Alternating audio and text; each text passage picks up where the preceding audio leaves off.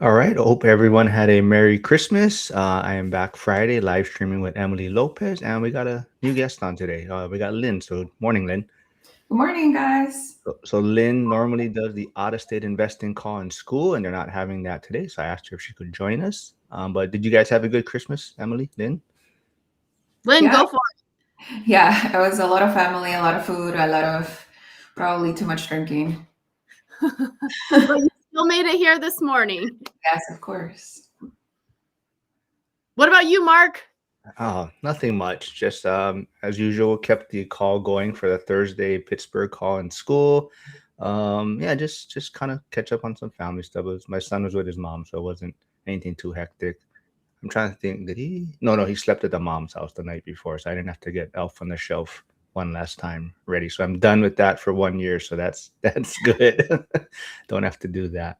Do you guys have Um, that goes back and forth, or do you each have an elf? we each have our own elf, and You it's guys one should hat. make it go back and forth so you have less work. No, No, no, because Oh, then it's we'd fun. have to figure out how to like transport it. Oh, A oh clone. no, You should no, have no. one I mean, it's the same. thing. Yeah, Yeah. but they're different for some reason. He And it would doesn't. just use Christmas magic anyway to go back and Yes, forth. So that's why I tried to tell him 1 year that sometimes it's not gonna be here. It got lost or it didn't make the travel. But yeah, so I think I want to also catch up on a great post that Emily had in school. So if you're not in school, you should definitely join. And as Zuber has mentioned, if you join school, you can see the Vegas event streamed live in the school platform. But Emily did post, so this got 57 comments on it, and I was kind of curious on why Emily wanted to post this. But it says, "Where are you on your real estate journey?" And there was six kind of choices. So quickly, it was want to invest but working on getting things financially ready. Two is financially able to invest but building up courage. Three is have one or few rentals but preparing finances for the next. Four is have money but struggling to find deals. Five is have money and deals, no problems. And six is other problems, different place in your journey. So Emily, why did you decide? Where did this post come from? I think that we see the people online share. I think more people are documenting and sharing their journey than ever before. But I think many years ago, if you saw somebody posting online, it was somebody that had a lot of properties. And so sometimes that could be really discouraging for a beginner investor or even somebody who has a handful of properties, which is a huge accomplishment. Buying your first rental property is a huge deal. But when you see somebody that has 60, 70, 100, sometimes it diminishes your excitement about your point in the journey because you are comparing to somebody else.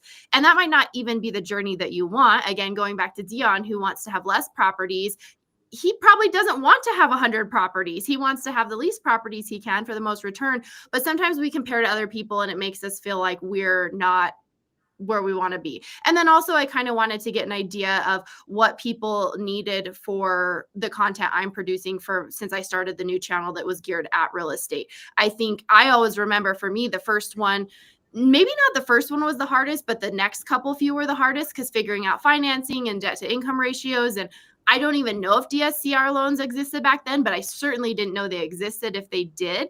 And so that's kind of where I focused because I feel like that was such a hard place to be in. But I kind of wanted to see where everybody was at to see if maybe that was or was not the place to focus with content. So before we dig into a lot of the comments, but Lynn, did you get a chance to? I don't know. Did you? I think you did reply on it, right? Or I'm not sure. I forget. I don't think I went on the comment and I don't think I replied, but I felt like I did reply. I don't know. I was in between. I have a few rentals, and also I think like when that post came about, I'm like in a different place. So I've been investing in real estate for the last 3 years. And I think real estate has been like a gateway into entrepreneurship. And then for me, like growing up, that I never thought that was like the answer or something I would like want to pursue in my life. Like it was all about like going to college, get a job, get that W-2, contribute to your retirement account, and then that's the stability. And then do that for 60 years, and then you retire, right? But I never thought about opening my own company, having my own business, or running like employees or anything like that, or like partnering up with anybody. So when I started doing real estate and it started being like the growth and the scale of real estate, how you can get money passively, then I was just like, oh, maybe I can do other things. Like now I'm a nurse practitioner. Now I'm like, maybe if I look into opening my own practice. And then that's like, oh, that now my mindset is like a little bit changing. I'm like, I don't really have to be a W2 employee. Yes, that is the safe pathway. Yes, I will have a job like that and stability, but I also can build something else. Like I can prove myself that I can make a different business work. So that's where like I'm in that area of like, oh, maybe I'm going to be an entrepreneur. Maybe like, but the imposter syndrome is like, no, you can't. But yeah, I'm in a different, I guess, 6 different places, different problems. So you're 6, Emily. Where would you be on your choices? I guess what number would you be? You think? I just want to say, isn't that cool how that built your courage, Lynn? Like it was like, well, I can do this now, and I never would have thought I could do this, and now it's like, what else can I do? It's like your gateway drug to courage. And so it's so cool because I feel like if we in our lives never do hard things and you don't realize how much more you can do, but you do one thing that's hard. I feel like our world is in a comfortability epidemic where people are so afraid of being uncomfortable. And I'm not talking about legit medical issues, but like people that everyone's trying to put you on an antidepressant or Ritalin, or, like when I was a kid, they tried to put me on Ritalin and my mom put me on a treadmill. And I probably do have ADHD, but you know what? I can out exercise it. And so or you feel a little sad and it's like, are you situationally sad? I used to be a juvenile probation agent. We worked with a lot of kids and sometimes they were sad because they were in tough situations, not because they actually had medical depression. And so they were just medicating. So I feel like we want to be comfortable so we don't do hard things. Like that was kind of a side tangent. But so you do a hard thing and you realize, wow, I could do this. And then it makes you be willing to do something a little bit harder. And you do that. And then you do something a little bit harder. And so I just love that I did this. I built courage. And even if you decided, oh, I don't want to do rentals anymore, I'm going to go start my own practice and all my attention needs to be devoted to that or whatever. But that was the gateway to show you how much you're capable of. I love that. That's so cool.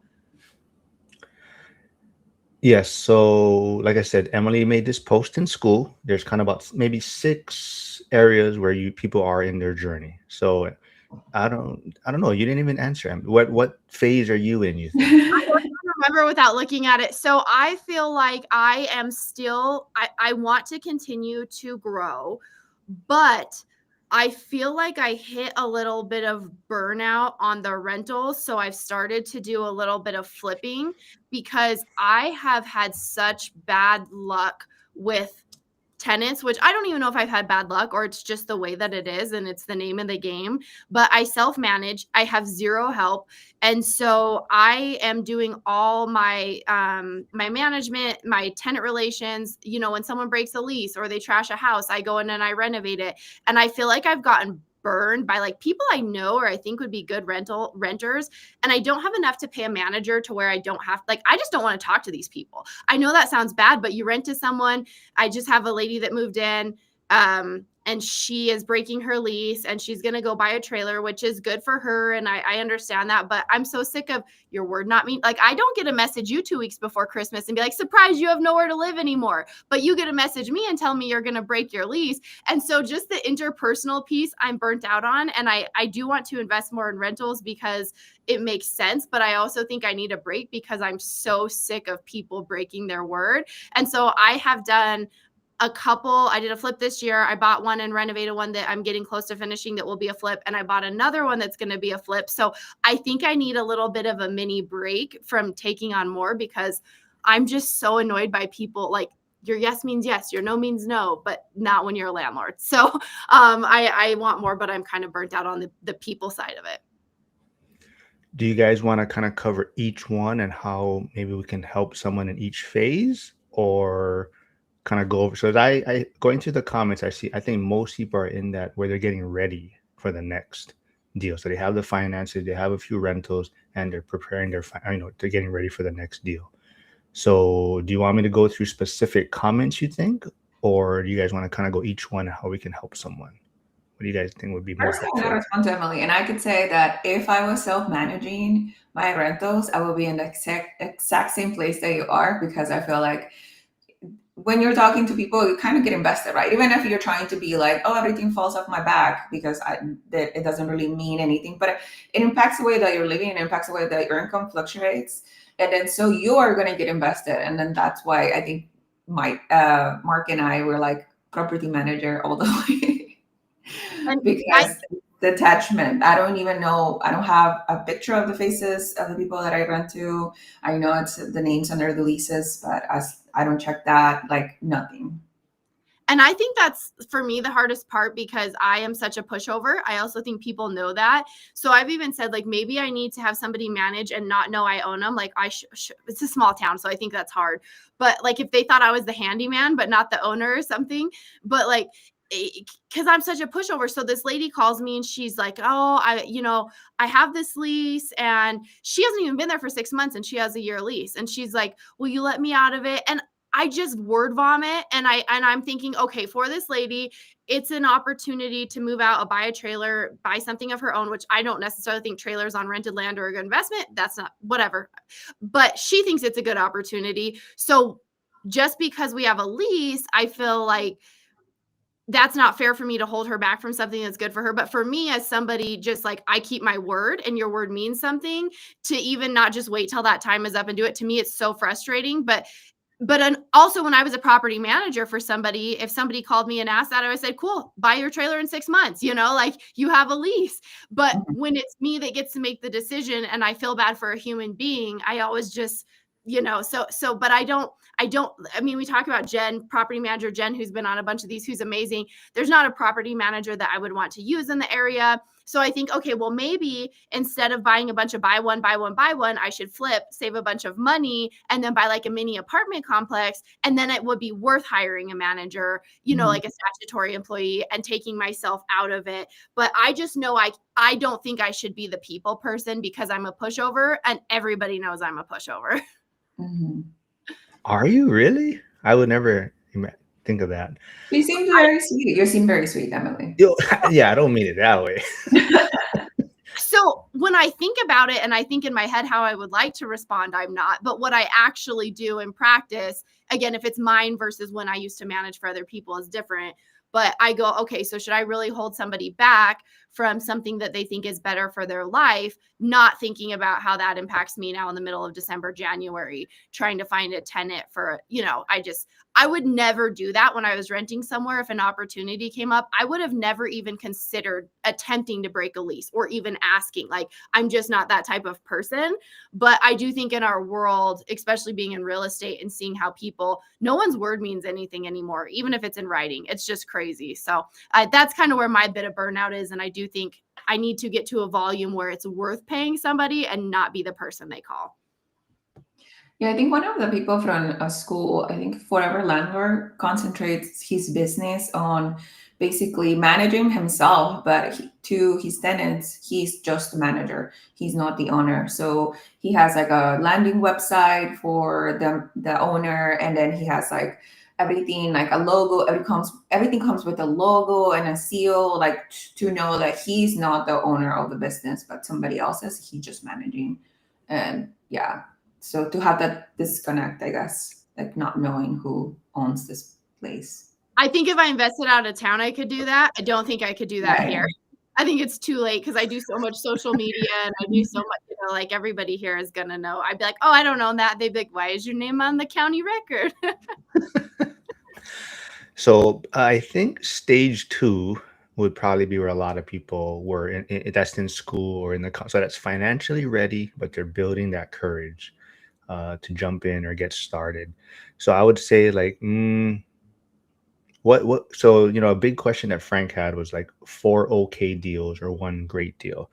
But what would actually happen if your first deal wasn't perfect? And I'm not sure if either of you, your first deal was a great deal, but what would you say, like, just getting that first one? And what happens if it doesn't turn out as a great deal? Like, how would you guys handle that, Lynn? How was your first deal then?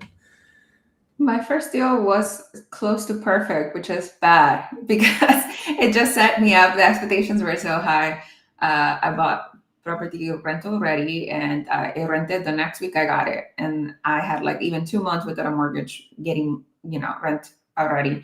And I did it. I let it rent for a year. So at the end of the year, I just treated it like another bill. So I had like $16,000 in my pocket from having one rental. So I was just like, okay, I can do this again. I can use this money to for the next property. So it's hard, but also I did go into with the mentality that I could fail. Like you do know, like it's a possibility. It is business. You're jumping into the unknown, even though you've done a lot of studies, but then you have to jump. It's kind of like going on a roller coaster. Roller coaster is not for everybody. Roller coasters are not for everybody. You may love it, you may hate it. It's gonna go up and down, but you have to sit down and put your, seatbelt on and then go, kind of to find out what's gonna happen. And it's okay if it's not for you as well, but you can see the exponential growth and scale if you stay in it. If you have any other house like a primary residence, you stayed in that house and it's been appreciating. Real estate always goes up for like since housing was even sold for the first time. So the proof of concept is there, but just position yourself like around people that are also doing it, so they'll give you a little more courage, and then they'll give you more realistic expectations, not like all the gurus that you listen online that's saying like, oh, buy this house, Section 8, $300, blah, blah, blah. And then like you can scale and you buy another one until you have like a huge apartment complex that also it's like, I don't think realistically for the average investor to have it as a goal. Like I listened to, I forgot his name, I'm sorry. But it's on one of the SKOOL members that his goal was to get to 100 units, and instead of now that he's like a 60 or 70, I think he is realizing that bigger is not always better. He has these mentalities like 100 units is like the goal, and that's what I need to do at the time I'm like 40. And I'm like, where did that come from? Like, what does that mean for you, like to get 100 units, other than just saying I have 100 units? Because he's realizing he has a W2, he's realizing like more units would mean more problems and more emails and more hours spent away from his family now that he has a W2, like blah, blah, blah. So it doesn't really mean like now he's concentrating on selling off some of his portfolio to pay off the other part of the portfolio that's like basically not giving him any headaches. So he can have more time with family, more cash flow. But the only opportunity he had was by spending time in investing, right? So now he has the opportunity. So that's pretty. And if you're trying to get to a certain number versus trying to find good deals, if your goal is not necessarily the right goal, are you maybe buying properties you wouldn't have bought? Like you said, he has some that aren't great properties.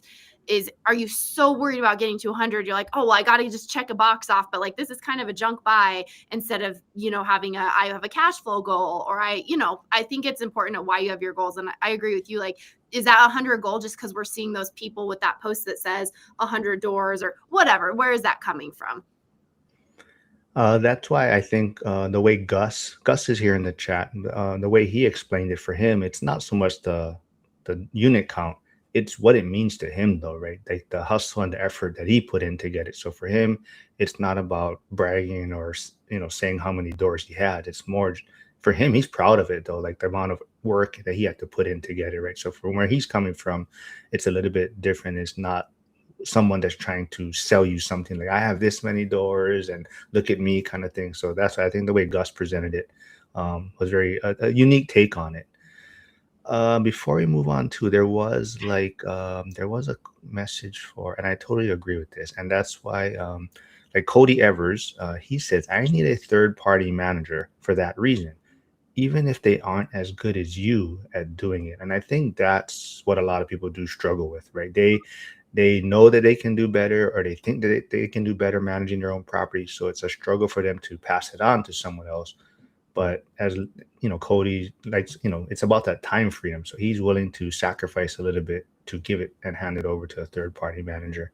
And I think Emily is kind of facing some of those challenges right now, trying to figure out how to scale and take some things off her plate. So how are you on that process, heading into 2026, Emily? Well, Gus had a comment too a little further along that said instead of picking a local property management team, maybe find a young adult who's looking to get into real estate and groom them on the things you don't want to do. So I definitely do think, and I know people say like find someone even if they don't do it as good as you. In a small town, there are so few options here. And like I've even had clients, because we used to do property management, and then when we discontinued, I've heard stories of their experiences. I mean, we have property managers who literally are not even doing agreements. They don't even have stuff in writing. Like we assigned everything over. And then some people are like, yeah, they just told the tenant, oh, it's just the same. Just count on that lease. Like they didn't even do new leases with tenants. Like I know you can't change the terms. They had nothing in writing. They weren't documenting conditions. So if there was move in, move out. So I mean, it's bad to the point that if you went to court, you couldn't, because they're not even doing written documents with. So it's scary. And so I would probably hire somebody if I did, like an employee. But I did try to train. I had an office manager for my office once, and I tried to train her. I paid for her to get her license. I thought she learns a little bit more, I'll give her a little bit more responsibility. And then she started like wage theft. So I realized when I was sending people into the office and I'm like, oh, just go drop it off. Our office manager is there these hours. Well, nobody was there. And so I started looking at our office cameras. She was claiming an extra 2 hours or 2 weeks of time a month that she was not in the office. So she'd come in like an hour late. She'd leave for lunch for like 4 hours. So she was there for like 2 of, the hours a day she was supposed to be there. It was insane. And so I'll have to try again, but that experience was not good because, it was an insane amount of time that she was claiming, and I don't know where she was going. She just wasn't at the office. So I got to try again, but I'm scared. I have a friend that has the same problem, that she invests in south of Michigan, and it's a very small town. And she found two property managers in that town, and none of them have like software for where she can see like you can track, like, which I do, right? So like your lease, your payments, incoming, outgoing, repairs, and work orders and stuff like that. None of the two that manage there, they may have written leases and stuff, but you can't track anything technically. Yeah. Like for example, I manage a manager, right? So I'm able to log into my software and then see what happened every single day. And I do that most days, I would like track everything. But yeah, that's one of the challenges of investing in a small town. Yeah, that's why I always tell people, if you're going to invest somewhere else, pick somewhere that has competition for property managers. So if you don't have a good experience, you have options, because here you wouldn't. There's only like 2 people that are doing, like 2 different companies that are even offering it. So I definitely know I'm going to have to hire somebody, but right now with the amount of rentals I have, it's hard to justify it because to take the time to train somebody. So I'll hang on for a little bit longer. But no, someone said, do you have bigger cities close by? No, no. So I'm down in Wyoming, and there's other small towns in Wyoming around me. Like our counties are so big geographically, but like low population. So people will even call me and say, hey, do you serve this area within your county? And I'm like, no, it's as an agent, it's not even worth my time to drive there. Next major city is Salt Lake City, and that's 3 hours away. And I'll throw it out there because Lynn's on here. So there's no Costco also in Emily's area. So, yeah. Such a cult like Costco. It's like a national movement. I said one time that I don't believe in Costco saves you money. And ever since then, Costco everything. Lynn, are you going to the event for you are? We need shirts that say cost no and a big circle. Oh, that's a good idea. That is, yeah. All right, we're gonna have some merchandise. Shirts. But I will throw Emily's channel and Lynn's YouTube channel also in the chat shortly, and if you guys can go subscribe there. I see a lot of people tuning in, so I think Zuber's Daily Financial is over. So I think people are jumping in over here, checking it out, and there is no out-of-state investing call, so that's why I see Val here this morning. So I can't bother him on that. But let's see. I think, like I said, we're talking about a lot of people building up courage is kind of probably that place where they're stuck at or might need the most push to some extent. I think. What? Oh, sorry. No, go. I'm building up courage. When you buy your first property, I have had people come to me and say, I want to get into investing. They buy a property, they do it for a year because they have a lease and with their tenant that they can't break. And then they call me a couple months before it's up and they go, we're going to sell it. This was not for us. Like Lynn said, it's not for everybody and that's okay. So if you think you want to do it and you want to try, the other thing too is if you lose, unless your property is condemned or something horribly goes wrong, but if you buy a financeable property, you're not buying a cash required as is thing you have to renovate. If you buy a property and you put 25% down, or you buy a primary residence, try to rent it out and then determine that's not for you, even if there's a loss, you're not going to lose everything. You might lose a little bit of money if it doesn't quite go exactly like you think it will. And so if you want to try it, try with a decent home in a decent area. Don't buy a really rough property and then determine if it's for you as you go along. But you kind of just got to dip your toes in and see how it goes. Cody Evers is saying that's yeah, he just went to Wyoming and it's beautiful, but no cities, and that's kind of why he went. So there is Lynn and Emily's YouTube channels. So go please subscribe there. They're both streaming also, so you can also jump over there and hit the like button. But yes, Hyder is saying, sorry, Lynn, it's too much fun to let go of the Costco topic. And he says, great shirt idea, Emily. You guys are obsessed though. You guys all Yeah. Costco always comes up and y'all are always going and it's like you're a little Costco cult. Well, it's also why Charles always gets the helicopter comments, because someone started it and now it just won't die. It's constantly there. Mine is the Crocs. Everyone brings up Crocs because I always talk about wearing Crocs. But Emily, Vegas. What is that? Rhinestone Crocs for Vegas. What? Wait, how come? What were we talking about with rhinestones? The shirts for the ladies. Oh, that's right. That's right. You guys are making shirts, right, Lynn? Or thinking Oh, about you. Huh? That was secret. Oh. We're not. Who said it? We're not narcs. Who said? Who brought it up? Don't tell. We're not narcs. Oh. Yeah. Oh, okay. Well, I ain't editing that out. I ain't doing any more work. Flavio is saying, Emily, you should rent your properties as Airbnb during hunting season. Is that an option for you? So I have done Airbnb. I have a couple properties I put on Airbnb and they did fine, but that's even worse on the dealing with people side. So again, if you had somebody to get those messages, let me tell you, so I had one on Airbnb for several years that was a 1-bedroom, 1-bathroom. And then I had a townhouse on Airbnb that was a 3-bedroom, 2-bath. The 3-bedroom, 2-bath, the margin difference for a long-term rental to Airbnb for how much work it was here did not make sense. The margin, the kind of delta on having a 1-bedroom, it did make sense to have on Airbnb. And I actually did have it for many years. So if I ever went back to Airbnb or midterm, I would do the smaller units. But here's just one story.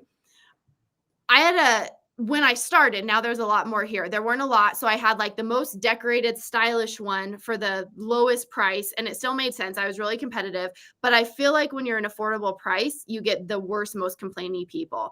And so I would get, like, I had an old lady rent it one time and I had all these flavors of K-cups for the coffee pods, which I didn't even say in the listing I had. I just provided it. And she was pissed that I didn't have plain Folgers. And so basically got threatened in the middle of the night at 9:45 in a rainstorm that if I didn't bring her plain original Folgers, she was going to leave me a bad review. And so I took this a-hole plain Folgers coffee at 9:45 in a rainstorm. Like, that's not for me. The way that people on Airbnb operate, where it's like this concern of a bad review and host support got worse and worse. I don't mind the midterm thing for like traveling nurses once you get word of mouth going, but I'm not using that platform. That review culture is so toxic. To deal with that stress, I want no part in that. That's, again, being a pushover, that is not for me. The amount of things I did in the middle of the night no, never again. But the nice thing is your properties don't get damaged as much on Airbnb because I'm not in a destination area. Like, people aren't partying here. But I'm on I-80, so I'm a pass-through area to a lot of places.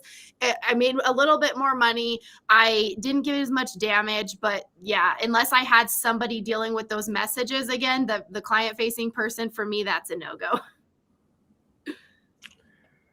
And yes, Victor says Costco is the best. And I know Victor is also going to be in Vegas. He's working on a big project in Mexico, I believe, some new Oh, cool. builds. Yeah, I think it's, I want to say 100 units he's working on.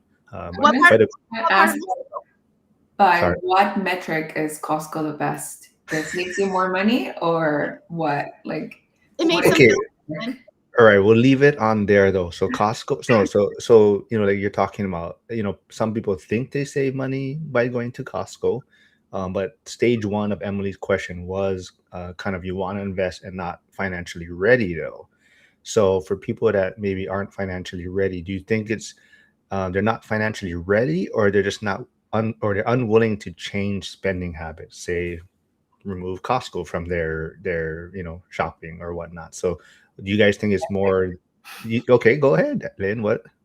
No, no. I think it's both, right? You're not financially ready because you don't know willing to spend less on things that you enjoy, like DoorDash, Amazon Prime every day, Costco, getting your $6 coffee. It's $6 nowadays, guys, to get a coffee uh, every day. But it's a combination of everything, right? But the reason why I don't like Costco is because people every single time claim that they are able to save by going to Costco. And I think 99.9% of the people that go to Costco do not save by going to Costco. So that's where my argument lies. Emily, I know you don't have a Costco nearby, but it sounds like maybe in your area it's smaller. Do you think, I know definitely cost of living is more affordable for you, but do you think it also helps you in that you're not spending, like, I don't know, is there like a lot of places that you can just waste money in a sense because you need to Uber, or these kind of extra spending habits living in a closer city type of thing? I think here the one I see the most of, and I have watched this since I was a teenager because I grew up here, is people spend a lot of money on big stupid trucks, four-wheelers. I mean, people are, I don't know if you know what a side-by-side is, or like these off-roading vehicles. People are spending more on fancy versions of those than I spent on my used truck that I've driven for the last 9 years. Like, it is insane.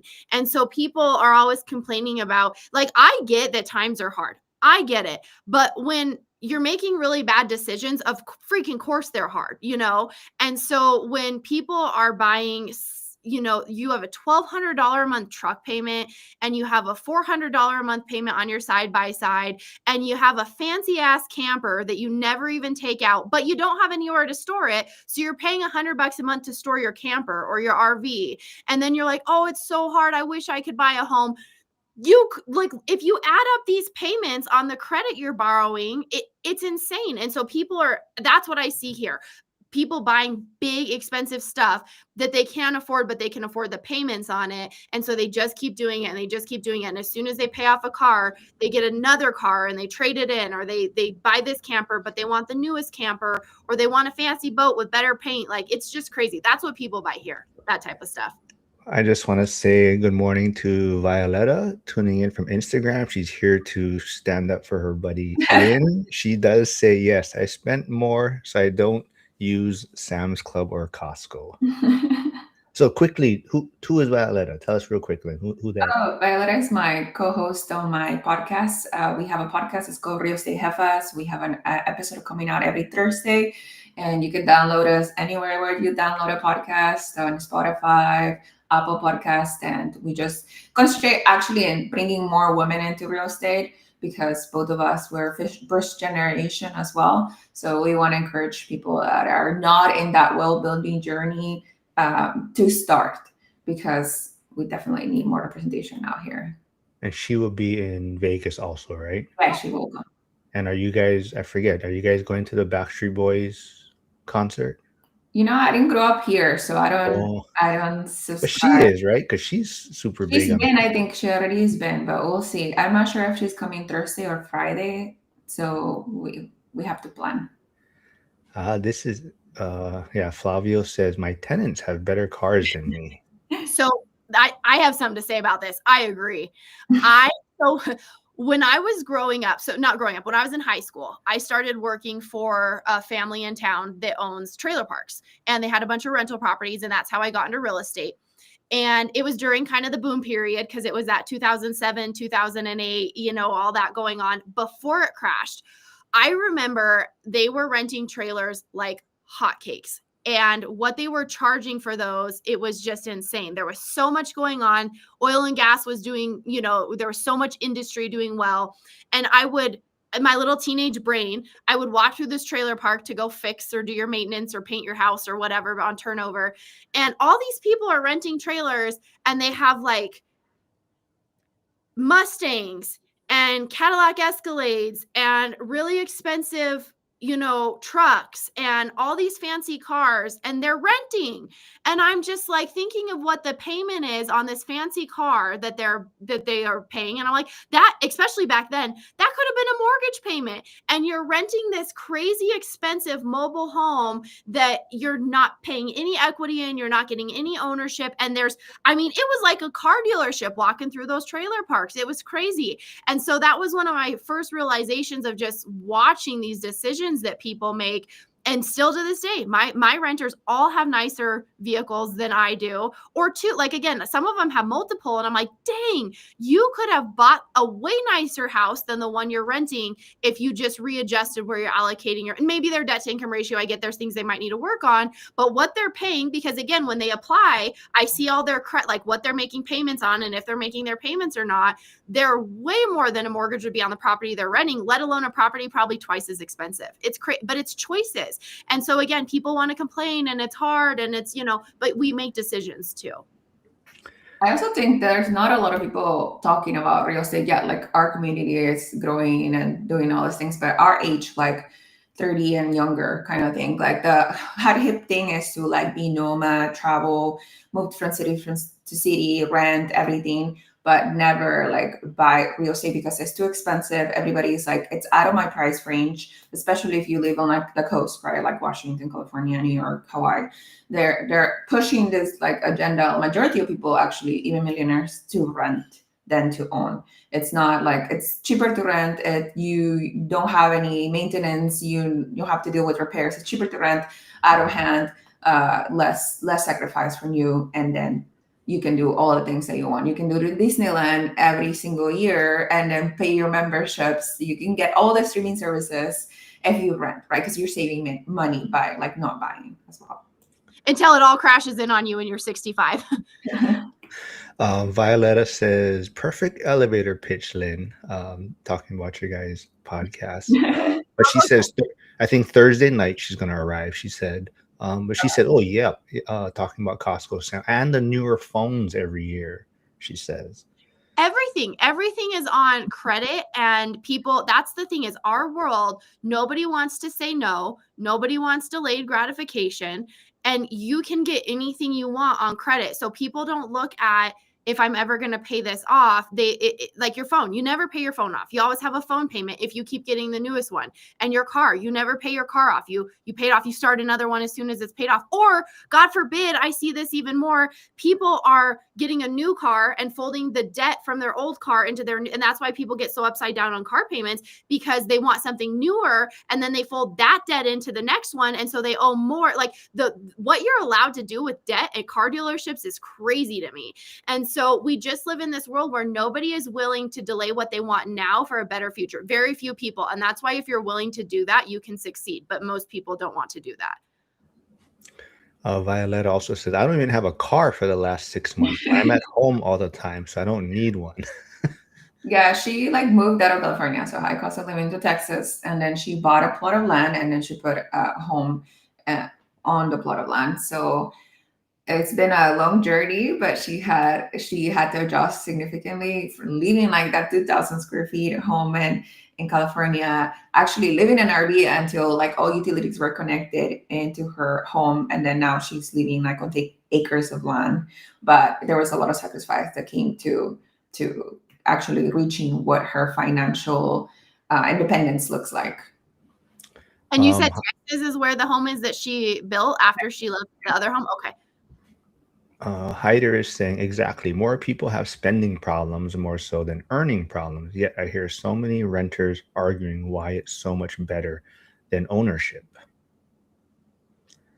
I think we talked about that too recently, Lynn, right? There's a lot of people on social media and, Graham Stephan, exiting real estate, meet Kevin, right? Grant Cardone talks about renting is better. So there's a lot of people preaching renting, but and we touched on it too, right? The thing though is if the person is investing the difference, then yeah, it could probably make a lot of sense. It's just that is the thing where a lot of people could be saving money by renting, but they're not investing that savings or difference, right? Well, Mhm. and if you're really wealthy, it doesn't matter what. Like if you're a high income, like high W-2 earner, like Grant Stephan saying, or Grant Cardone, or is it Grant Stephan and Graham Stephan. Graham Graham Stephan and Grant Stephan, Cardone yeah. saying to rent, they make so much money. It doesn't matter what they do. My friend who's a doctor, they can rent or buy and they're going to have good retirement and they're going to be fine, right? But real estate investing is such a good way to build wealth for the average person, or owning your home versus trying to hedge your bet about your rent not going up or whatever, So like, again, if you're I just don't love when people that are making multi-millions of dollars a year are giving advice to the average Yeah. person, and the average person isn't really like. It's like when people say, oh, when you get into entrepreneurship you have to have multiple streams of income. Yeah, later, but when you're starting, if you're so split up and not focused on anything, you're not gonna you can't divert. Like if you make $4,000 a month, you can't invest in 6 different companies because you don't have enough to seed anything, right? But when you're making $40,000 a month, yeah, you can diversify. But when you're starting, no. So we can't take this advice from someone making $5 million a year and apply it to the average person. And that's, I think, where we kind of struggle when we listen to gurus. Violetta's saying, "Preach, Emily." Exactly. But Val does have a great comment here. He says, "Microwave society, not now, but right now." Yep. And everyone thinks they deserve it and everyone thinks they're entitled to it. And if we can't get it, it's someone else's fault, not our own. And that takes the power away from us. When you can say, like, even on my real estate channel, I'll post about real estate investing and people will talk about, someone made a comment about living off the work of others or being kind of like a vulture or whatever. And people like the excuse for why they're not successful to be somebody else. Like, and then it gives you an excuse to stay where you're at instead of to try harder and change things. Like anything in my life that I don't like, I can change. And if I don't feel that way, then I never will. So what a unempowered place to be in, to think that all your problems are somebody else's fault. Hey, Joel's here. He had a challenging time jumping on the live stream on Wednesday, but I do thank him for making an attempt to be here. But I think once he saw Emily jumped on, he took himself off. But his kids are awesome. So Joel, hopefully you don't feel bad. A lot of people in the chat after you left said you should have just stayed on. They love seeing your kids just jump around and have fun and enjoy themselves. So We know just Marc kicked letting. you off. What is that? We know Marc kicked you off. I had nothing to do. He took himself out. I can show you the text net. But Joel says yes, 100% agree with Emily. Like Kim Kardashian saying to girls, just work hard. And everyone got mad about it, right? Like, you can say what you want about her, and I know obviously her parents had wealth Yeah. to start, but she works hard. That, even like if you watch that show, and her one sister, that's the one that always is like, everyone's mean to me. Kim is working really, really hard, and she could stop and do nothing, and she's still working. Like Gus was talking about liking the game, like he'll never stop buying real estate. He doesn't have an endpoint. That girl just likes what she's doing, but she is working hard, even though she has a lot of opportunity. Before we move on to some more of the stages that was in Emily's post, I don't know what Lynn's take is. So me and I believe Joel are on the side of real estate is an ends to a means, right? It or means to an end. And we don't really love real estate, but like Emily and Gus are like, oh, they love this game. Like they're gonna keep doing this. Where do you stand on that, Lynn? Do you love real estate, or is it just kind of a path to that financial freedom? It's a better path than the path that I was in. I feel like there's a lot of dopamine hit that you can get from like finding the next deal, negotiating like a lower price for the house, getting some credits, actually signing off. And then there's so like it's so broad that you can get into like what Emily's doing, like DIY and then flip fixing and flipping, and then you can get into like so many things. So it's such a broad world that even if, let's say, you get, like, I don't like real estate anymore, you can get into like the realtor part of it, like selling the property. So you can get into like, maybe I like fixing floors, maybe I like making like Airbnb an experience, maybe I like, there's so many aspects of real estate that you can fall into that it's really hard not to like. So I feel like there's so many aspects of it that I can fall into. Like, I really like the numbers, I really like negotiating a good deal for me, getting the house. Like, I get the part of that numeric part, but I also know what I don't like. Like, I wouldn't like self-managing. I don't think, even though it would bring me significantly more money, I don't think I will fall into that and be successful at that per se. But I do like making, like, doing the midterm, buying the furniture, decorating the house, like designing the color paints, and then doing little things like that. I love that, and I think that it speaks more to my creative part. So I think as of right now, I could say like it's probably an ongoing thing that I'm gonna develop forever, as opposed to like what I was doing before, which was like working my W-2 and then investing in the stock market kind of thing long term. It's more fun than that for sure. I gotta Just tell. want to. I don't know if this will. The Modern Family, when Phil said, "Today I want to talk about the love of my life," Yes, and sitting next to real me, and he's estate. real estate. That's what I think every time you ask that question. Josh, is that a reference to Chris Pratt? Oh, but give a shout out to, I see Double Dubs tuning in on Instagram. So that's Emily's, probably your husband, right? I mean, he runs that account. So before we move on quickly, what is that all about then? What is Double Dubs? Chicken wings. That's my husband's food truck. Chicken wings. And you're not supposed to eat ranch or use ranch with them, right? Because traditional buffalo style, where the chicken wing came from, they have blue cheese. They love blue cheese. So if you're a diehard wing person, it's blue cheese. And so a lot of those places back there will be like, we don't serve ranch. And one place is like the ranch haters blue cheese, or the blue cheese lover ranch haters club. They have stickers or something. It's just like, if you're back east, buffalo wings, no ranch. At the National Buffaloing Festival, one year they had ranch there, like as a sponsor, like Hidden Valley. And when they announced it, everybody booed them. Yeah, I saw that one Instagram reel you posted. The customer was ordering or asked for ranch, and then the next slide shows like them carrying out like the body bag with someone to the dumpster or something.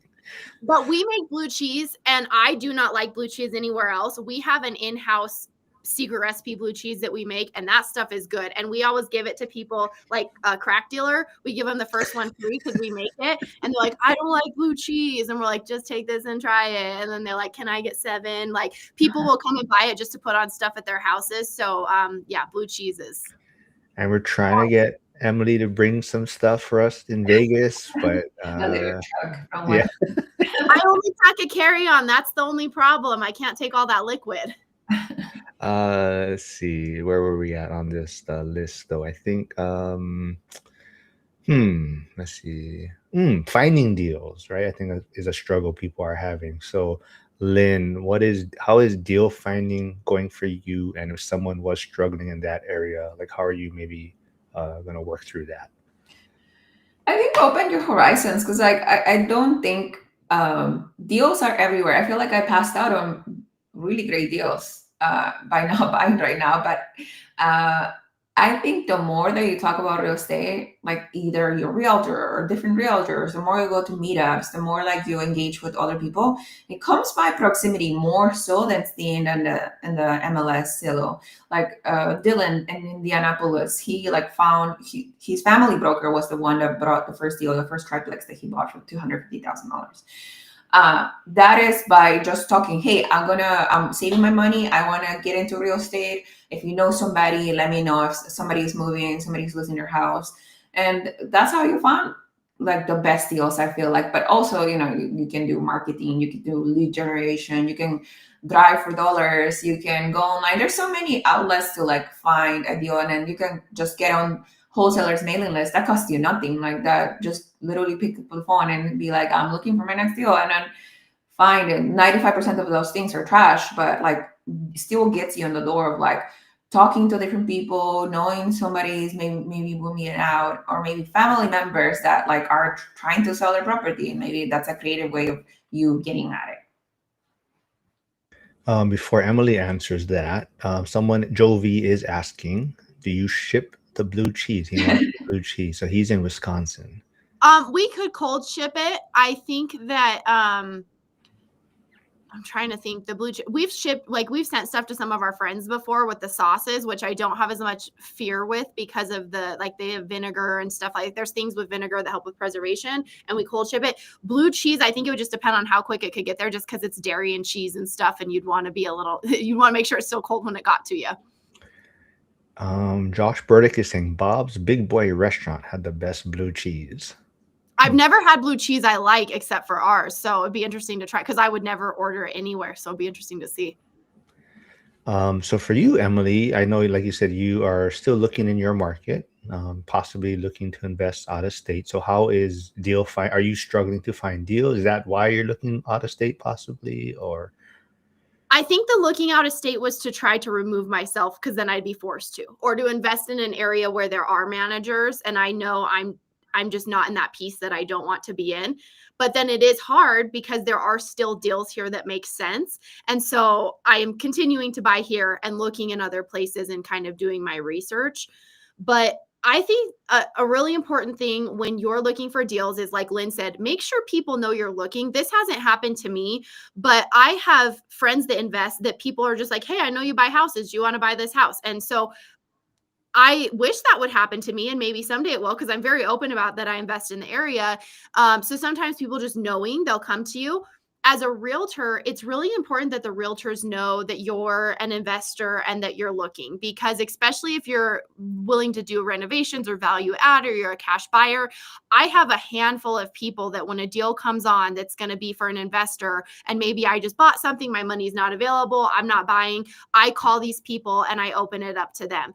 But you also have to be active. So if I send you 14 deals and you don't buy one of them, you're not on my list anymore, because why am I still sending you this stuff, you know? But if you're buying and you're regularly buying, those are the people that get the first chance. I have an investor here that they buy a lot of stuff. And so I always go to them first. If they don't want it, as long as my client gives me permission before we list it, but usually they're happy about this. Then we have a couple people that like they actively are buying, they get the chance before anybody else does, you know? And so having those relationships with your realtors, making sure people in town know, I think that will bring you a lot of stuff, just because people want to get rid of stuff. Rick Freeman, I believe he's tuning in from Lynn's channel, says Bob's Big Boy had the best Thousand Island. Is that Bob's Big Boy? Is that a chain? I've Like never heard of this.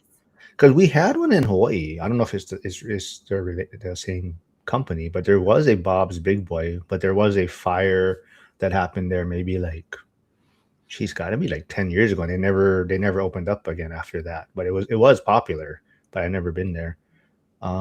Cody Evers is saying, what about flipping in Wyoming and invest out of state? Is that a possibility for you? That's kind of what I've been thinking. So the last couple ones I've bought here have been flips. And I'm like, well, if I'm building up cash, then if I want to buy out of state for rentals, or like I said, if there's a smaller apartment situation, but I kind of have been leaning that way a little bit, which is why I think I've been doing more flips here. JC is saying nothing like moldy mold, talking about blue cheese. And blue then cheese. and then Hyder says, unless certified to say so, it's mildew and not mold. And so here's your mildew dressing. You know what, though? I want to bring that up real quickly. There was someone who is here in the chat. I don't want to name them just in case, but they were, dealing with an appraisal. And I believe the appraiser brought up the mold issue, and that now is slowing down the transaction. So I don't know. Have you guys ever had an appraiser bring up something like that to hold up a transaction? No, it's an inspector, right? That will an inspector, but not the appraiser. So I don't know. I have seen appraisers and inspectors both really overstep what's within their bounds. For instance, like an inspector, if it's out of their scope of expertise, they're supposed to say recommending further evaluate. Like, this is a red flag. We recommend further evaluation by a structural engineer or, an electrician or a plumber. I have seen inspectors hugely overstep what they're qualified to say, and then we bring in the actual expert because I'm like, I think they're wrong, and they were wrong. And so just because you think this is a professional, same with appraisers. We had a deal one time, and I had an agent get a hold of me, not in my office, but she was, I used to teach the real estate licensing classes, so especially then a lot of people would call me just for like help with things when they'd come up. And they had an appraiser come in and say, you need to finish the basement on this house. Like, just you appraise the house as it is. Like, there's things that are lender required repairs, right? Like, you have to have a handrail, you can't have T-lock shingles, you can't have knob and tube wiring. But so they had to challenge it and fight it big time because they were like, yeah, this basement needs to be finished for VA. Like, it was the weirdest thing, and they really had to escalate it. And it wasn't in my office, but I've never seen something like that where it was value subject to this being done. And it's like, if the value doesn't come in, then just say a different value. It was the weirdest thing I've ever heard of. So they do get it wrong in a weird way sometimes. I talk to so many appraisers here in Los Angeles, and then they're like, it depends what kind of mood I am. If like the old homeowner makes me wait, for example, they said if the inspector is there, he should be done by the time I get there. Like, I don't have all the time of the day to like do an appraise, do a disappointment and move or an appointment. I'm like, sometimes things don't work out like the minute that you get there. But I was just like, that shouldn't be reflected on the price that you give for the house. We were like, oh, this is why they get such a human bad beings. rap. Yeah. Flavio is asking, what is the average flip percentage profit on a flip in Wyoming? I am not a numbers person. I'm sorry, Flavio. I can't answer this. I just look at a property and I go, here's what I'm going to buy it for. Here's how much it's about going to cost me from my construction perspective. I think I'll make about this much. And here's my high, here's my low. And if it makes sense, then I buy it. So I'm not the person to ask. I'm sorry. I'm very bad with numbers. Lynn is way more number detailed, right? Yeah. So, but as people can see, you don't have to be necessarily to be successful. It's just you have to know how you are. So some people want to dig deeper into the numbers, some don't. I mean, it's just there's many ways to win at this, and everyone. I think that's the one thing is it's don't try to fit yourself in a certain box, right? Like some people may not be a numbers person, but they see other people doing it, and then they're trying to like, I got it. I guess I have to do this, and right. Joel is saying for knowing the basics though, like know that it's going to be like what it's going to rent for, and and maybe your rent box may be too high. Like maybe you should probably look at the rent box on what is that they said, average to lower end of your rent box. Don't assume you're going to get top rent for a property, because the market dictates right now. Like everybody's seeing like the market softening 5% for the last like year or so in terms of rents. Like nobody's raising the rents. This is across the nation, right? There, I think Flavio showed a Grandview, Washington picture saying that a whole month for free to move into one of the new construction apartments. And that was just like, don't shoot for the top rent when the market has so many options, the oversupply of things. Yeah. When I flip or when I have rentals, and I advise my clients the same, I always go conservatively low because the market could shift. Things could cost more than you think that they will. And so when I run my numbers in my head, not on a piece of paper with ratios, but I always am going conservative. And then if it's better, great. But I always, like you said, run it off the bottom. So.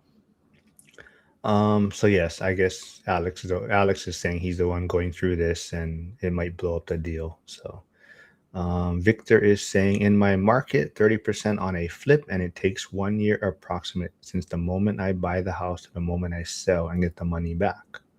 Wow, it's a long one. That's kind of a long time, actually. Where is Victor? What market?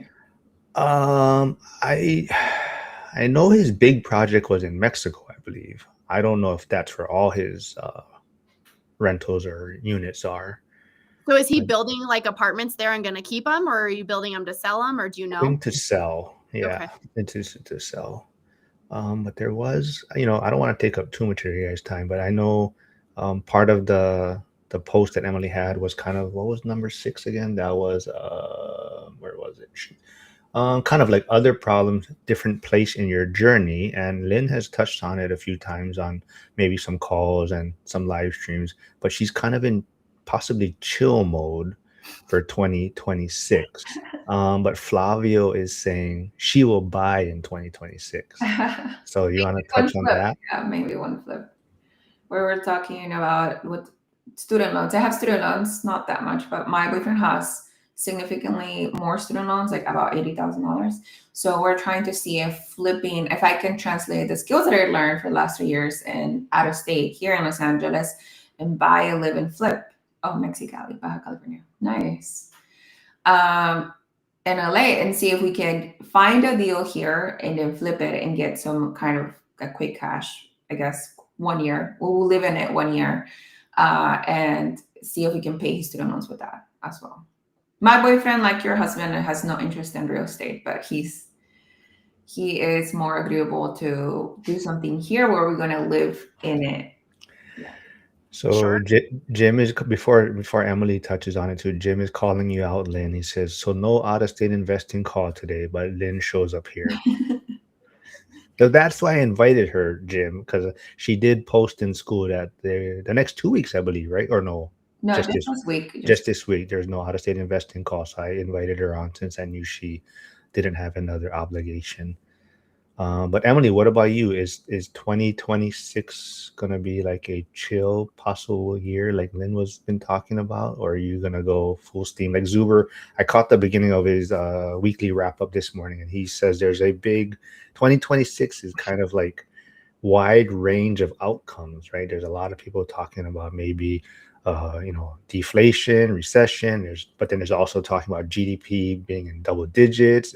So there's such a wide range there. But like, are you gonna double down in 2026 or just kind of chill, you think?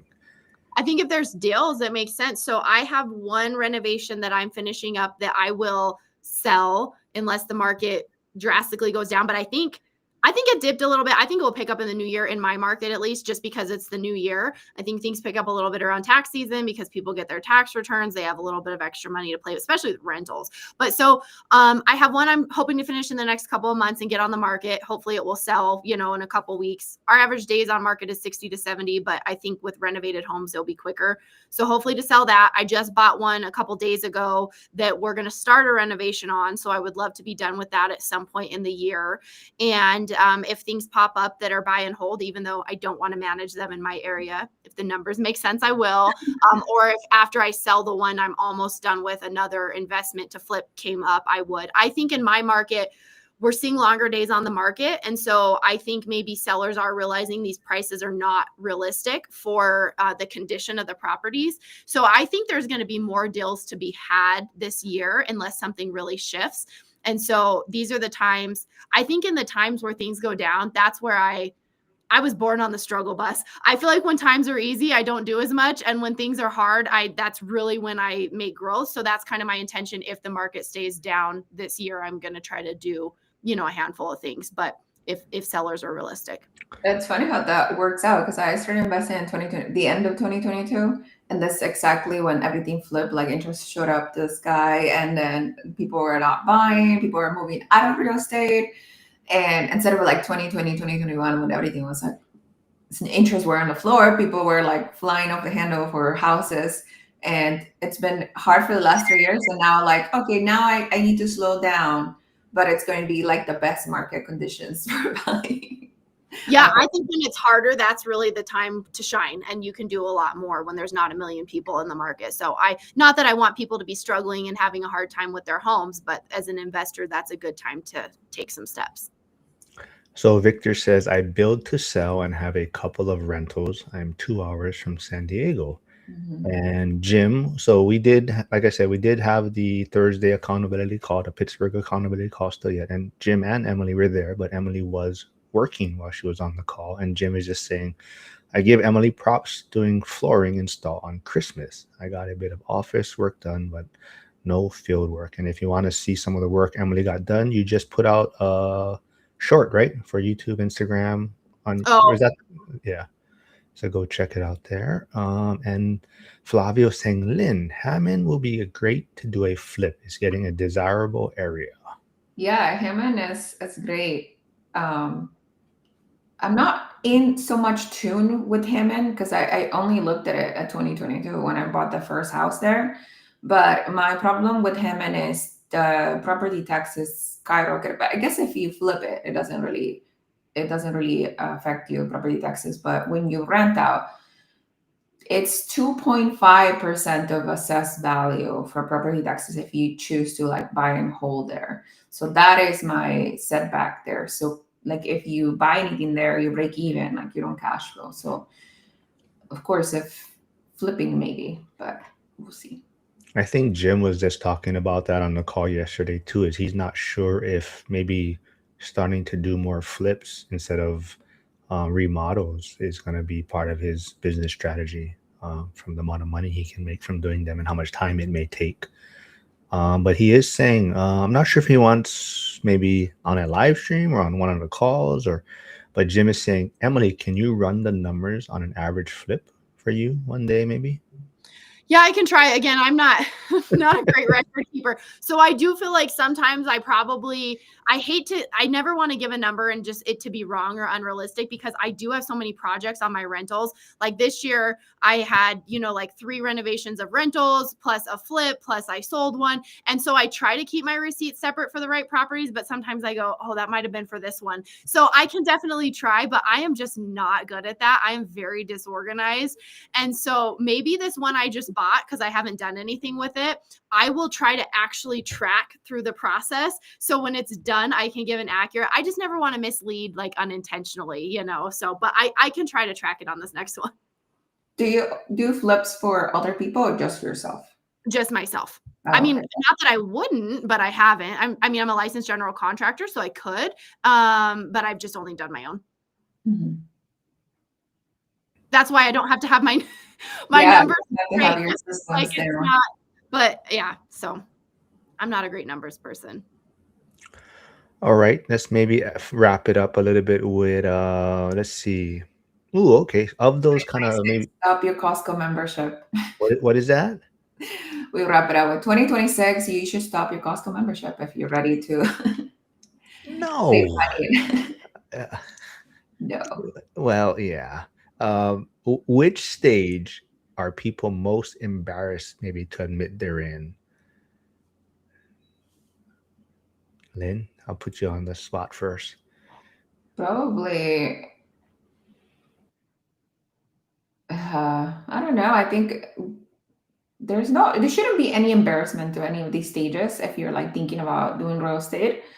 I think it's more of like, if everybody is so scared of taking that first step because it feels so like final and permanent. And I think it comes from like the feeling of not being successful, like failing, right? And it's valid to like look at something and be so scared. That's why so many people like don't do things, right? But also you have to have that feel not feeling, but that belief that you're all if you do fail, you're gonna get back up. Like if you lose $10,000, $20,000, $30,000, yeah, it's not going to feel good, it's not going to feel great, but you have to have the confidence that like you're going to make that money back. If it's not in this business venture, it's going to be in the future, because you're trying to move your life forward and then create wealth and generate like a business and stuff like that. So you do have to have that belief, like that secureness within yourself, like I'm going to make it work even if I fail. Emily, you have anything to touch on, or for maybe what you think most embarrassed to admit they're in? What stage? People are commenting a lot, just failing. People don't like to admit they failed or made a mistake, I think. Yeah. And people don't like to, like I always say, I don't like to struggle in front of people. When I'm working on something that's really hard, I'm like, just leave. I'm an only child though. But like, let me do this, figure it out, and then come back. But like when I'm doing something really hard or weird in construction, problem solving, sometimes like my mom will help me on stuff. And I'm like, I just need the day, come back tomorrow. I need to struggle on my own. And so I think, yeah, when you're in the struggling time, some people just don't like to struggle with people. And man, I bet probably the beginning, like they want to invest, they're not financially financially able to. Maybe they're embarrassed that they have some debt they have to deal with, or they have to raise their income. So I think anybody, like, that's why I think people don't talk about money, is because they're embarrassed to talk about not being in the spot that they think everybody around them is in, which probably they're not. They probably just have a lot of debt for the things that they have.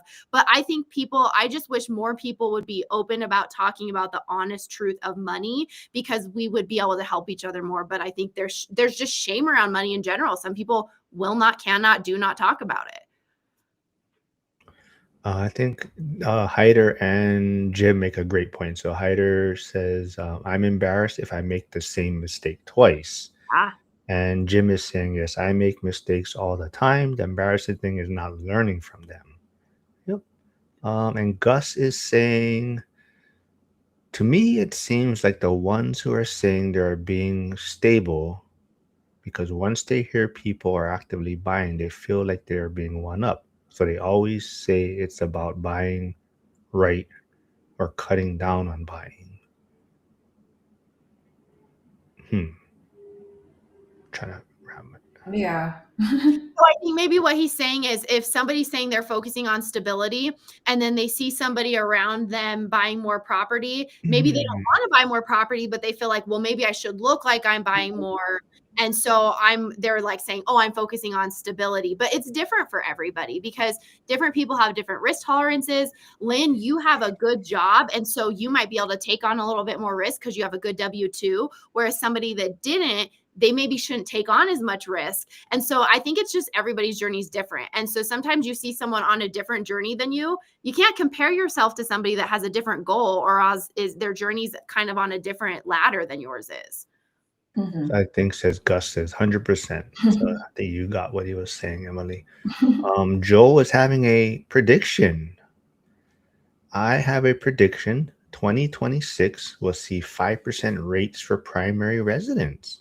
5 flat or 5 range? Because I think we'll see the 5 range. You think we'll see a 5 flat? Because there's a difference between a 5 and a 5.99. What do you think? He won't tell, because then that's how. Well, Joel, if you're still here, can you clarify if you're saying 5 flat or in the 5s? And is that the rate or with a buy down? Probably the buy down. Nick, so Nick Lead Pray Huddle, who I'll be live streaming with tomorrow with his weekly Bitcoin wrap up, he says, has a million ads during my lives. You can buy a Rolex by the time the live is over. Let's see. I do want to note somebody said something about, don't you have to separate for your taxes? So I do separate as best as I can, but like sometimes I go to Home Depot and I buy a bunch of stuff and it's $1,000 purchase, right? And part of it's for one property and part of it's for another property. Sometimes I'm like, that receipt gets thrown in this envelope, so it's just, I never want to give somebody wrong numbers if they're trying to base their numbers off of something. So I do separate as best as I can. I just know it's not perfect.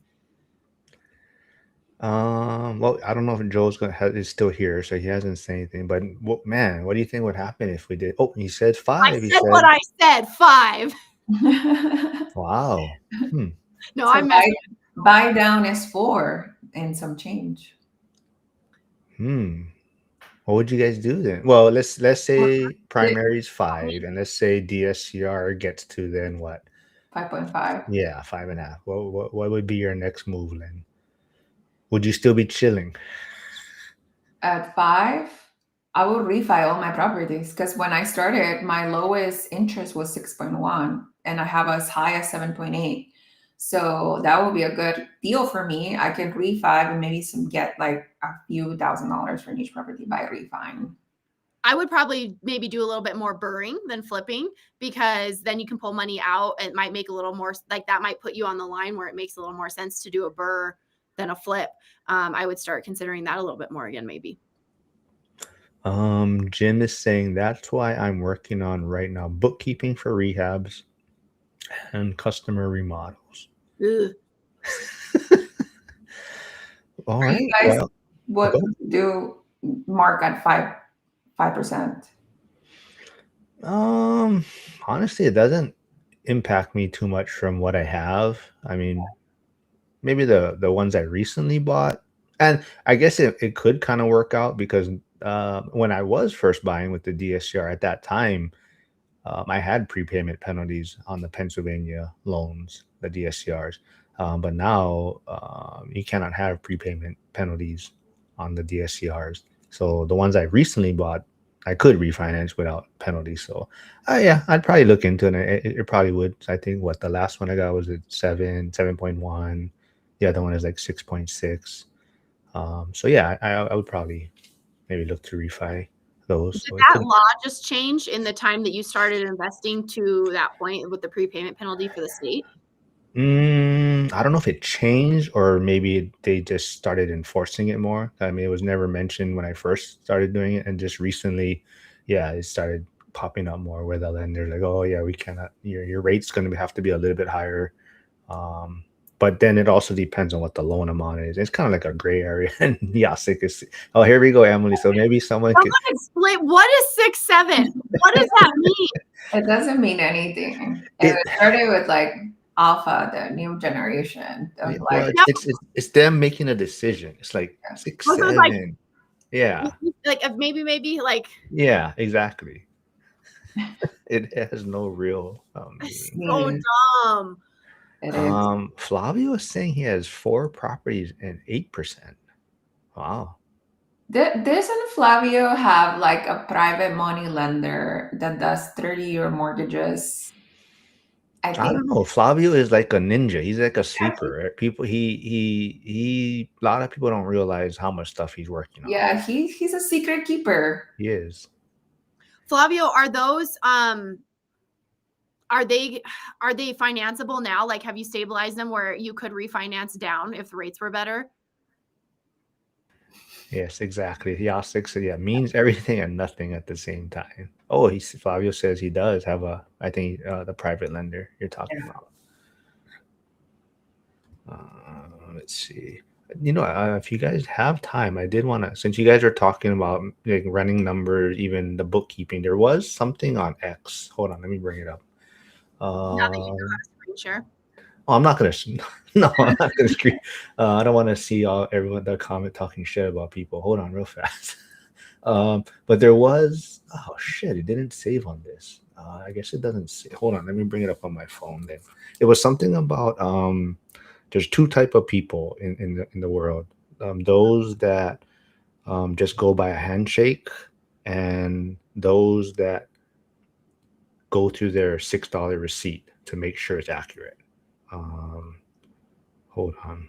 Yeah, there are two types of people in the world: those who do everything on a handshake, and those who check the $6 receipt for accuracy after buying a coffee. You guys, where do you guys sit on that? I think I'm in the middle. I don't think I definitely found like some mistakes on my grocery bill that I had to go back for, but like I have to like guesstimate. Like usually when I go to the grocery store, I spend $100. Like it's really rare that I go over, right? So because I'm like buying almost the same food every week because we have like planned meals and we only go to the grocery store once a week, so it's about the same price unless I get like a expensive yogurt, an additional box of eggs or things like that. So I like, okay, this is $97. Really like keep pushing it. So I will check backwards like what would happen. And I will be right every single time. Like we'll go back and I'm like, you charged me for the X twice or something like that. Uh but I'm not like this spreadsheet kind of girl. Like I do a lot of things by hand. And then I'm not as OCD and organized like that. So I'm like in the middle, but I would notice like something doesn't look right, so I'll go and check.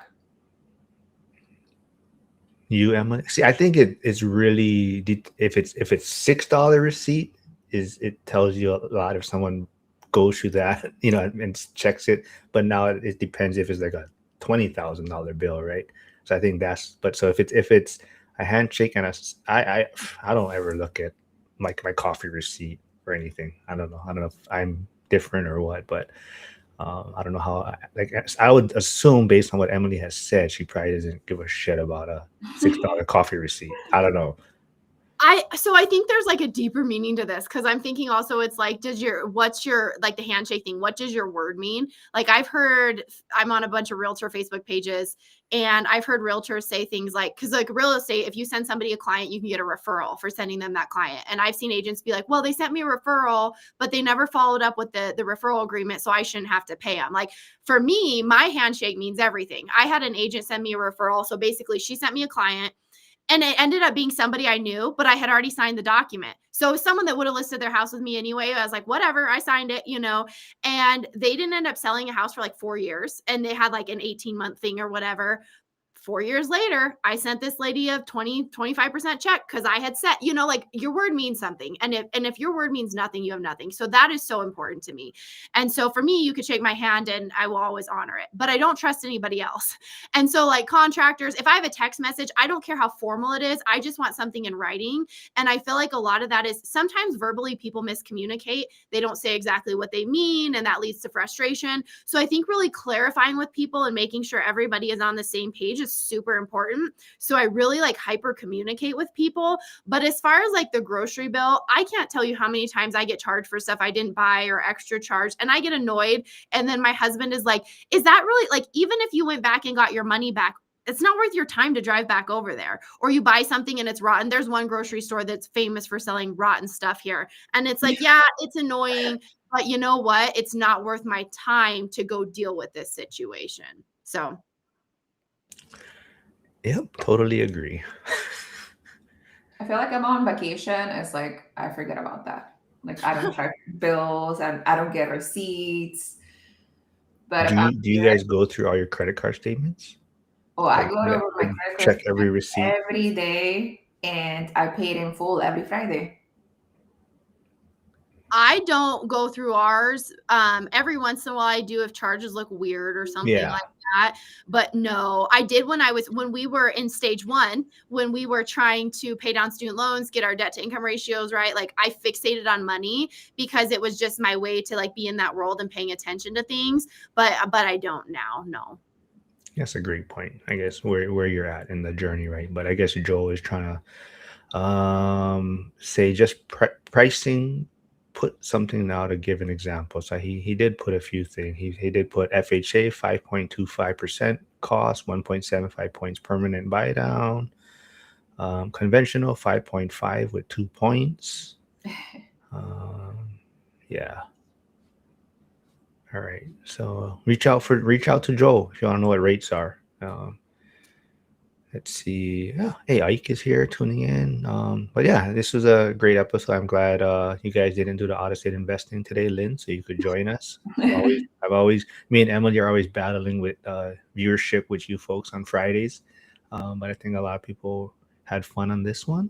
Anything else you guys want to wrap it up with? I'll put you guys' channel in the chat again. Lynn, when's your next Thursday? Is it, or when do are you guys live streaming tomorrow on Saturday still yet? Planning with boys is much more different than planning with girls. Wait. Like, What does that mean? because every time we're supposed to do lives on the weekends, right? But we don't get the time and the data until like the day before. And then with girls, it's like, no, Saturday morning, log in 8 a.m. And then like basically it's ongoing forever in an agreement. But we'll see. We'll see what time we go live or if we go live. And Lynn, send me your podcast again. Real Estate Jefas. And so we can just that's not your YouTube channel also though, right? That's only on that's my podcast YouTube channel. Yeah. It's like this going live. Yeah. Cool. Yes. So Dylan was here. So Dylan, I believe she's speaking about you. Jack. I don't think Jack is here today, but so it'll be Dylan and Jack that she's referring to. Emily, what's your next video on? You did post one on your DIY side, right? So what is the next real estate topic for you that's going to be on your real estate channel? Man, I don't know. You guys tell me what you want to see. I got to think about that one. Ooh, all right. Self-leveler one now. I'll make a full tutorial on that because I haven't done one in a couple years. And I guess I do have a question for everybody too, because I have found that a lot of people that get into real estate are also getting their real estate licenses, whether it's to make more money or whether it's to just have it for the MLS access and all that. So with the real estate channel, do you guys just prefer real estate investing content, or would you like real estate agent content as well? As far as like, most agents don't have a broker that trains them. So like negotiation, how to look at contracts, like anything just like real estate agent specific, or is it like, nah, just stick with the investing stuff? So I guess if you guys would like to see that, let me know, because I don't know if anyone wants that. Yeah, quickly, I think people that are still here, it's showing about 25 to 30 viewers still here. So throw in the chat what kind of content do you want to see on Emily's. I have a request. I want like construction 101 content. Like Okay. learning how to, like, what is a house actually made of? Because it's just like, technically people make it seem like it's very complicated, but it is, wood and like some finishes kind of thing. In the US, because everyone always on Instagram from other countries makes fun of your paper built houses and stuff, but because like there's a lot of block building and concrete in other countries, and so the US it's really simple. Yeah, like plumbing, electricity, people make it seem like, when you get to contractors, it's like, oh, I have to do this and I have to do that. I'm like, you have to do that regardless in any house. Like, you have to follow code regardless. So that I think would be cool to see. Okay. Hugo is saying you can do a separate playlist for that content. Yeah, so she has a real estate channel and a DIY channel, Hugo. So she is trying to separate them. Oh yes, her DIY channel is way more successful currently, right? Except, you know what's a bummer? When you wear clothes when you're doing your renovations, you don't get as many followers, because there are so many channels. Because there's girls with DIY channels that are wearing short booty shorts and really low cut tank tops, hanging their titties out, and their channels blow up. And my husband's like, he'll find one, he'll be like, okay, look at their followers, and then we'll check back every couple days. If you're actually doing construction and you're not showing everything off, then it takes forever to grow that channel. I've had that channel forever. And so like, I don't want it to be about that, because I want people to respect me for my construction knowledge. But it's like, these channels blow up because the bikini. I will not say anything on this. I think I challenge you to reframe your thinking of like, because I am wearing shorts, I'm supposed to be demanding less respect from people. Well, I don't think of it that way, but when you work in construction as a female, like, I don't care what other people do, but you can tell sometimes it's very intentional. They're not actually doing anything. They're just bending over and holding a piece of equipment that vibrates. So it's not real construction. You know what I'm saying? I'm not judging it, but it is so hard in this industry. I'm not going to make it harder. Like, that's not what I want my channel to be about. I want it to be about actually teaching people how to do the jobs and use the equipment. Mark is laughing because his feed is full of these people. Show up for me on Instagram, and it's like there's 100 followers, and then all of a sudden they have 30,000, and it's like they're not even actually doing a project. Like, that's not what their page is about, Did you notice if you do on TikTok, if you do anything political, your views like shoot up? Yeah. Oh, it's stressful to even conflict with people. I could. Hold on real fast. Jim is saying though, yeah, he's gonna start January 25th, 10 a.m. Pacific, I think maybe he means, starting the SKOOL contractor call, and Emily would jump in when she can. On Sundays. Big Val is saying a tool list. So I think that's what he's hoping, some type of video on, for the DIY channel. Yeah, the DIY. Yeah, Hugo is all about the angles. Alex is saying, if you do an agent specific style video, I stick to doing it for 1 day out of a week, like 1 out of 3. Yeah, that's a good idea. Flavio said Ryobi or Milwaukee. So I have DeWalt, just because that's what I started with, and that's my batteries. And so now I don't want to start a new battery set. I don't love Ryobi. I feel like they're not as powerful, but I have some less expensive tools that are corded that I have Ryobi, but I use DeWalt mostly. Josh is saying, make a shirt that says, I don't show my tits, I show my skills. Listen, but I don't want to hate on people that do that, because I don't care. It's just that's not what I want my channel to be, which I see the slow growth and I'm like, just keep swimming, just keep swimming. 15,000 subscribers is nothing to, over many years though. That's been a ton of effort. All right, that's true. But I'm sure Lynn and I we'd both be happy with 15,000 Yeah. subscribers, right? But how long have you guys had your channels for? Lynn, when did you start your? Mine's about 2 years. Yeah, I think it's been like, I think it's been a year or maybe less than a year. So my channel is at least 7 years old, and I think it's probably 4 years of significant effort of at least weekly videos, regular short. That's lot for full length videos plus the shorts. And to edit a construction video, like the talking head, the real estate channel, that's so easy to edit those that I just started. But the YouTube channel with the DIY, I have to do the project that sometimes takes weeks, and then I have to edit it. So like that channel, I'm disappointed in the growth for how much work it's been, because it's so much work over there. Hyder saying Milwaukee, there's no question. Ryobi is garbage. And a lot of people, hopefully you guys watch my interview with Emily, the long form, her first time on the channel. But I think I caught her when she was starting the realtor channel, your new channel, right? You mentioned you took a leave or break, right? Or you're starting it again, the podcast. So that's maybe touch on that real quickly. You stepped away for a while, right? Well, I actually hadn't even started the real estate channel. I was just putting the content on my DIY channel too. And YouTube is really hard with the algorithm and how it aims content, and they don't want you to have a bunch of different things. So I was really worried about messing up the algorithm, but I didn't want to have two separate channels. So I was starting to put it back on the DIY channel. And then shortly after that, I split it out, because everybody that I talked to that has huge YouTubes is like, you can't have these in the same place.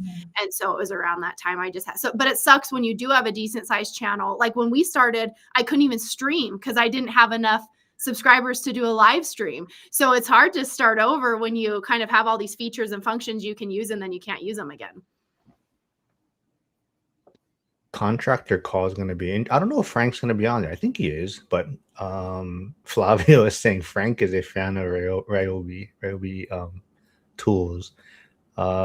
Grumpy Contractor says DeWalt and 12-volt Milwaukee for me, and a ton of specialty tools over the 30 plus years, over 100K in equipment and tools. Josh is saying Makita. Oh, that's kind of, everyone has a little different take on it. I have some Makita things, but not a lot because my batteries. Would you say, I mean, I know you're not close to 30 years like Jim, but would you, is pretty significant amount of money on equipment and tools? And it makes me really grateful that I can, because I remember the first time I ever did a bathroom and I had like no money. I literally mixed my thin set by hand because I didn't want to buy a mixing drill and a mixing paddle. And I mean, I wouldn't recommend that, but I just did it in little portions. So I do have a lot of money worth of tools, and that's probably what my biggest, besides real estate, that's probably the next biggest asset I have. And I'm super lucky because it makes jobs a lot easier when you can buy what you need. That's funny because I was telling my boyfriend that like nothing on my closet is over $100, but I have like a massive tool chest that we have to move out of the garage, and it was like a whole thing, like have to build a shelter and everything. But all of my tools are like in my big tool chest, and I'm like, this is where all my money is. Yep. Hyder saying Frank wants to be ridiculed. All right. Well, thank you guys for doing this. Hope everyone, like I said, hope everyone had a great Christmas. Hopefully you're not working. Hopefully you took a long weekend. But next week, Out of State Investing is back, right, Lynn? Your guys' Friday call. Tomorrow has the Gen Z call in the morning. 6 or 7 o'clock. Well, it's 6 o'clock in Hawaii. There you go. 7 o'clock is my Bitcoin live stream. And there's the short-term rental call now in SKOOL is tomorrow. Also, I think that's at 8 Hawaii time. And Frank goes live also on Saturdays. They go over the recap for their Wednesday SKOOL call. Him and Cynthia. So we got to get Cynthia on camera one day. She still does the virtual, I don't know, cartoon or whatever you want to call it of herself. She won't put herself on camera.